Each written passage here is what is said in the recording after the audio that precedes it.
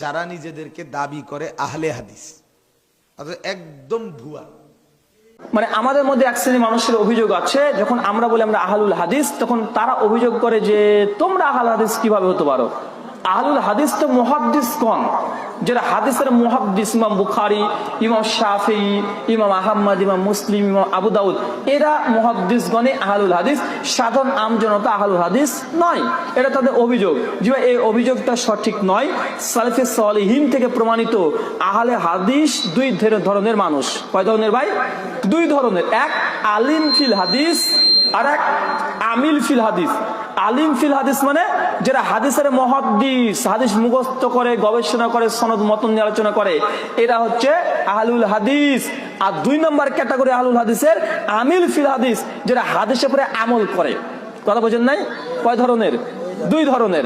তো ইমাম বুখারী, মুসলিম, আবু দাউদ, তিরমিজি যারা মুহাদ্দিস, অবশ্যই তারা আহলুল হাদিস, কোনো দ্বিমত নেই। হানাফি ভাইদের মধ্যেও নেই, আমাদের মধ্যেও নেই। কিন্তু সাধারণ মানুষকে আহলুল হাদিস হতে পারে? জি, হতে পারে। কেন? যারা হাদিসের উপরে আমল করছে তারাও আহলুল হাদিস। এই কথাটা একজন নয়, কমপক্ষে 10 জন সালাফরা বলে গেছে।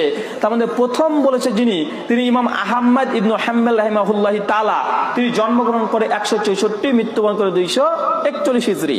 তার কথা নকল করেছে খাতিব বাগদাদি, তার বিখ্যাত গ্রন্থ আর জামে।